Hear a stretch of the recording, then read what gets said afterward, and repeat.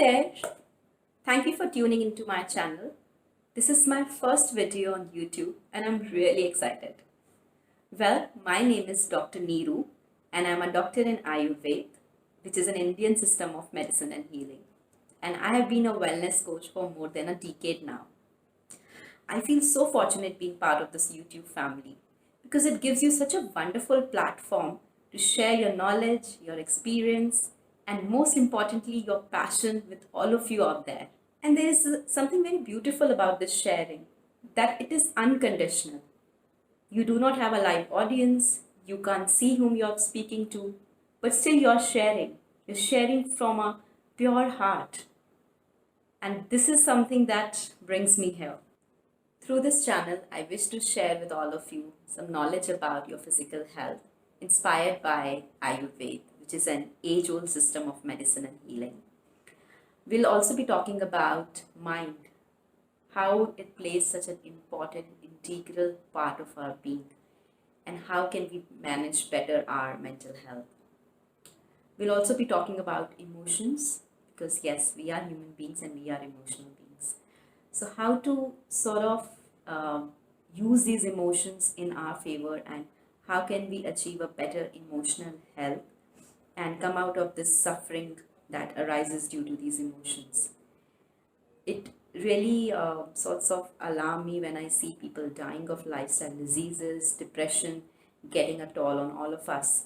We are unable to manage our mind, our emotions, our own self, and it is really scary that we can't even manage something that we are harboring for ages. This human software. I think it's high time that we gather all the knowledge about that is existing. I mean, it's nothing that we have to discover something, we have to invent something. It's there. We just have to open our eyes, look at it, and implement in our lives. So I'll be sharing all these tools with my purest intention to make this learning for you as beneficial as possible. And I would sincerely hope that all of you have the similar intention of learning and applying it to your life so that you can upgrade this human software that you are living with for your entire life. So it's high time that we all upgrade our human software. So let's get together on this journey. I'm sure we'll have a lot of fun. Stay tuned. So let's get started with my first sharing. This is about food. Yes, food is an integral part of our physical health. Ayurveda has laid down very simple guidelines on how we should eat our food, and these are very simple. The problem with us is that we tend to ignore simple things in our life, and we sort of chase what is complicated, what is fancy, how can I have this diet, that diet, but they are very simple rules that we miss out on. So I'll be sharing those rules with you.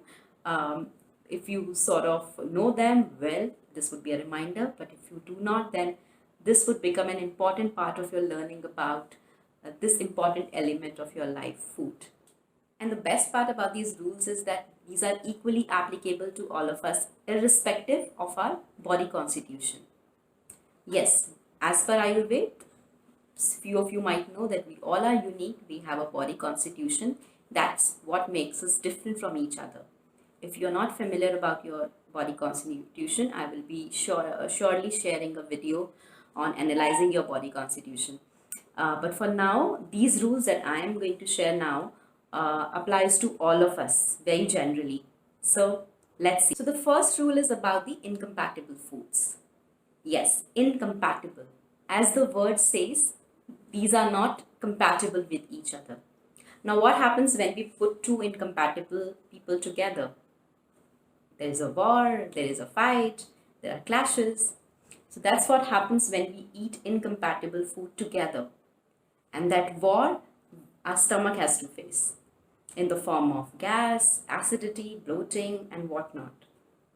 So whenever you eat incompatible food together, it is not going to get digested and there will be a war in your stomach.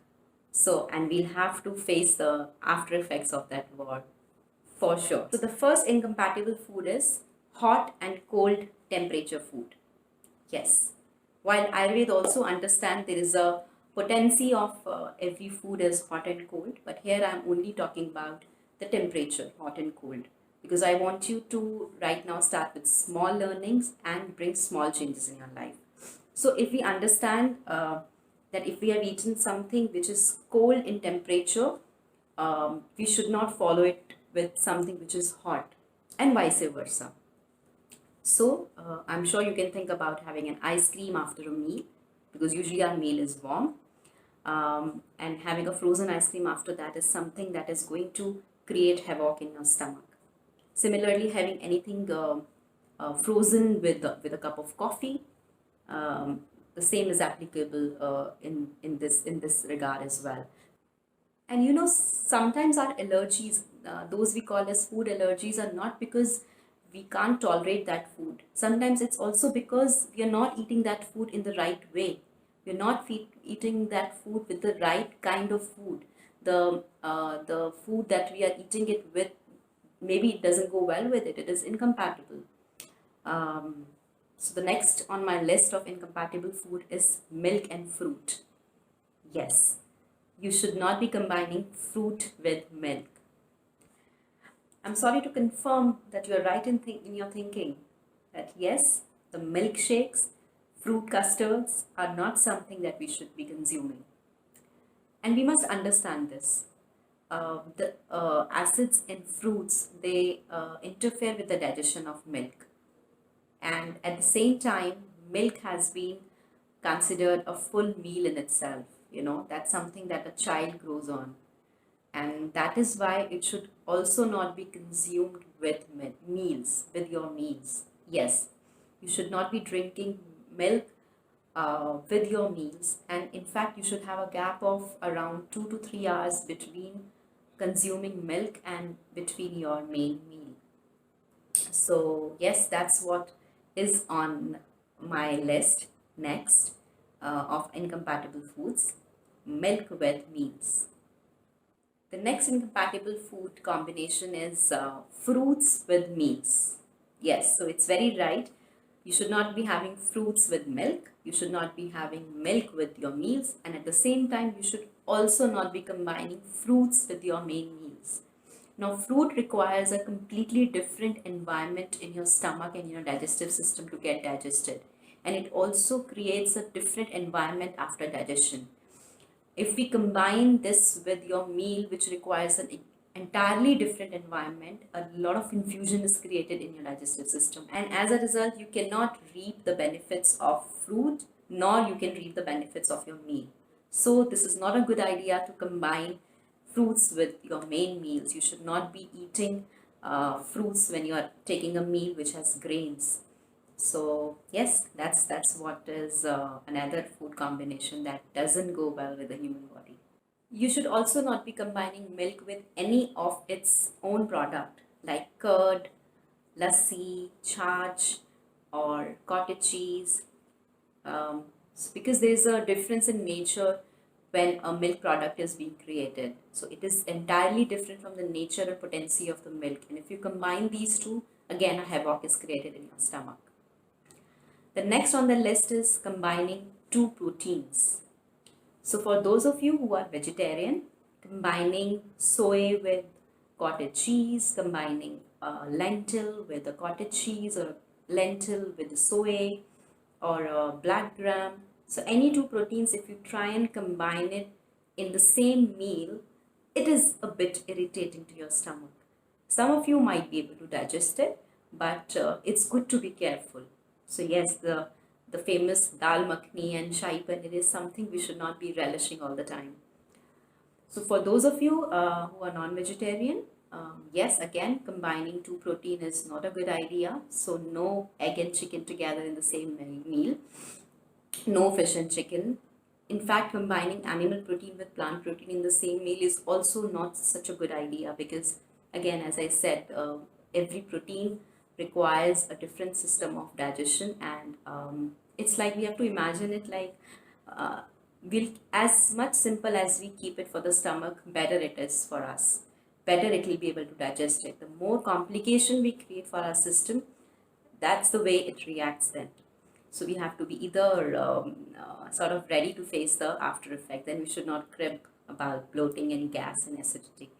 So I'm assuming that you are a conscious being and you are looking for the solution, or you're trying to find out the things that you are not doing right. So uh, if you want to eat, you can eat anything, but the best idea is not to combine two proteins. So for the non-vegetarians, if by any chance if they have to combine two proteins, it should be from the same space, meaning if both are land protein, then there's still chances they can eat it in the same meal, but that is not something that I would recommend. That is the least that is something that I will allow. So when patients come to me and they say that they want that some little window, so these are some those little windows for some special occasions, that if you really are in a party or something and you have to, by any chance you end up eating two proteins, and try and make it both from the land or both the sea food. So you should not be combining chicken with fish, or fish with the egg. So just keep that in mind. So if we summarize what we have learned until now, we can understand it from the fact that there is a digestive fire that we all have got. And it is because of this digestive fire that we are able to digest our food. So the moment we put a bite in our mouth, a signal is sent to the fire to create an environment for the kind of food that we are putting in. In fact, it is generated at the time of the sight of the food. Even when we hear about a certain food, this is what is being made in for dinner or lunch, our system is ready to accept it. So while it has prepared itself for a certain kind of a thing, but if we keep switching on from one kind of food item to another kind of food item in the same meal, then it becomes very difficult for our digestive system to keep switching from one environment to another, and that's the reason sort of a complication is created. So we can just simply understand it. So whenever we are preparing a meal, keep it as simple as possible, keep it as minimal or with as minimum ingredients as possible, because that's how our body will be able to adjust and our body will be able to digest it better. So let's move on to next guideline of Ayurveda, which is about when to eat our food. This is a very important point, and it is again related to the digestive fire. So we have to get trained in hearing the hunger signal that our body gives. But that doesn't mean we have to wait till the point our hunger reaches to its highest peak point. We have to actually catch that point when we are just about to get hungry. I know this sounds very technical, but as I said, we have to be really conscious with our own self, and if we cannot understand this software that we are living with, we can't think of doing anything else in this life. So it's very important that we first understand what our body is trying to tell us. So if we can catch the signal when we are just about to get hungry, that's the right time to eat. You should not delay at all. So that's my next rule, which is about eating when you are just about to reach your hunger point. This is also combined with another rule, which means that you should not eat when your previous meal is still not digested. Yes, so usually a main meal like breakfast, lunch, and dinner, it takes around 2 to 2.5 hour or sometimes 3 hours to get digested. So this is important for us to keep that amount of gap before taking your next meal. So we should not eat until our previous meal is completely digested. Again, we can understand it with the same process that I've been explaining. So if we have eaten a meal, it is going through a process of digestion, and if it is right there in the middle of its process of digestion, while it has become semi-digested, and at that time, if you eat something else which is completely undigested, then this combination of semi-digested and undigested food is something that our system will not be able to tolerate. So we have to really wait till our previous meal is completely digested. All of us can relate to this. If we take an example of going to a wedding or a party, our digestive system is not at its best at all because we are breaking all the rules. We are eating all the incompatible foods. We are eating one thing, and then after 15 minutes, we are eating another thing, and then after half an hour, we are eating another thing. So it just become a cocktail of things in our stomach, and nothing gets digested at the end. And please remember, whenever a food does not get digested, the only thing it gets converted into is toxin. It will not get converted into a nutrient. So you will not be able to reap out any benefits from that food if it is not completely digested. So we have to provide a proper environment for any food to get digested in our digestive system. So all my rules are based on this simple principle. So let's move on to the next. Another important thing is about our connection with the nature. So we are, whether we believe it or not, whether we see it or not, but we are continuously dependent on nature. We are connected with nature, and our life is sort of playing around nature. So one of the most important element is sun. Our digestive fire is based on the sun. So while the sun is there, that's when our digestive fire is also active, which means that we should have all our meals between sunrise and sunset. So our breakfast should be after sunrise, while our dinner should be before sunset. Yes, this is a good 12 hours of period wherein we can finish all three meals. To continue about the consumption of fruits and milk, as I said, that they should not be consumed along with meals. That means they should not also be consumed right before and right after meals. There has to be a complete, separate, segregated, allocated time to have fruit and to have milk. So for fruits, the ideal time is to have between breakfast and between lunch. So that's the time when you can have your fruit, and milk either at the bedtime, or if you are home, it's good to even have it in the evening between your lunch and dinner. So that's how you can easily space out all your meals during this window of availability of sun. Moving further with this principle of sun directing our digestive fire, we should understand that our digestive fire is at its peak during the lunchtime, because that's when the sun is also at its peak. So we should have a very heavy lunch. It should be the most nutritious meal of the entire day. And while dinner, which is right before the sunset, when the sun has lost almost its energy, should be the lightest meal. So it's a good idea to even just have some soup or khichdi or some light stew as your dinner. So we just spoke about how should we eat our meals. In the same direction, there is another rule which is about what should be the quantity of our meal. Now, again, we have to go back to our conscious self. So if we are having a meal, one single meal, we have to imagine that our stomach is divided into 4 parts. Now hear me out. It's again sounds very technical and something very imaginary, but trust me, we all can do it. We have that conscious self and understanding that we can hear it for ourselves. So imagine your whole stomach being divided into 4 parts. You have to fill 2 parts with solid meal. Yes, so you should fill your 2 parts of the stomach out of the 4 with solid meal, 1 part with water, and the remaining 1/4 should be left empty. This is for the air. This is for the circulation of the air. Now, if we imagine a washing machine, if we just fill it to the brim, it's very difficult for the machine to move around and wash the clothes.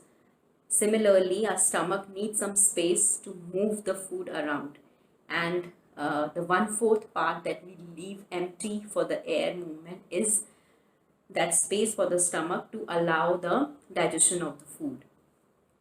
Now, when I say water, we have to count the water that is there in the gravy of our food that we are taking in the form of a soup or the gravy vegetable, and all the vegetables do carry their water content as well. So it doesn't mean that you have to keep drinking water to fill that one fourth.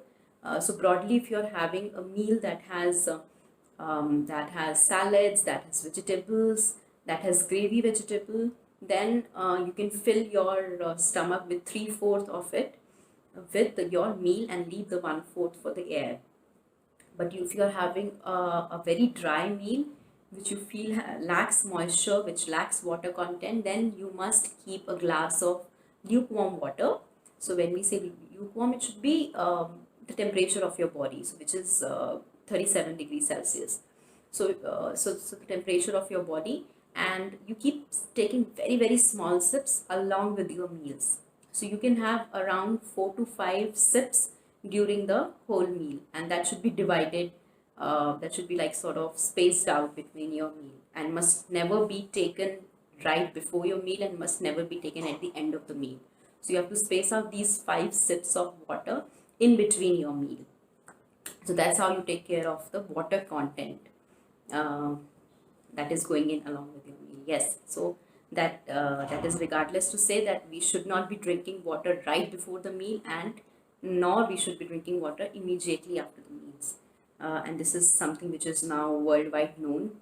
The water taken before the meals dilutes your digestive fire, dilutes it sort of. It's like putting water on fire.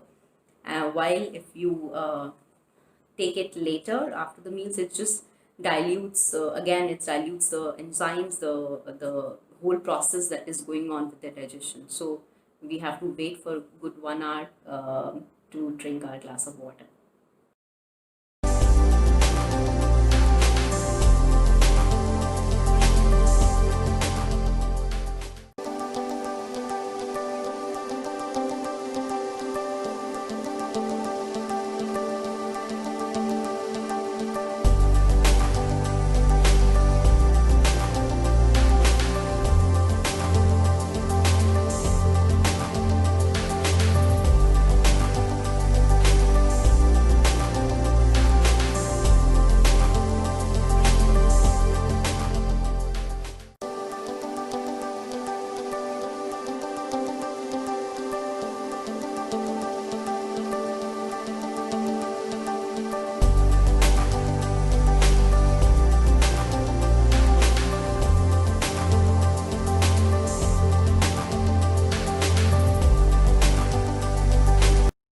That's all for today's video. I sincerely hope that you like the things shared in this video, and this was my first ever video on YouTube, as I said at the beginning, and I look forward to creating more and sharing these learnings with you even more.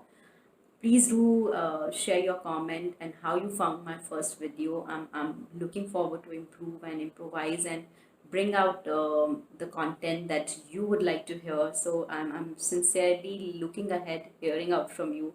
I have said enough now. It's your turn to sort of reciprocate and let me know how you feel about it, to make it a two-way communication. Thank you so much. I once again thank you for staying tuned, and I again look ahead to seeing you more often in future.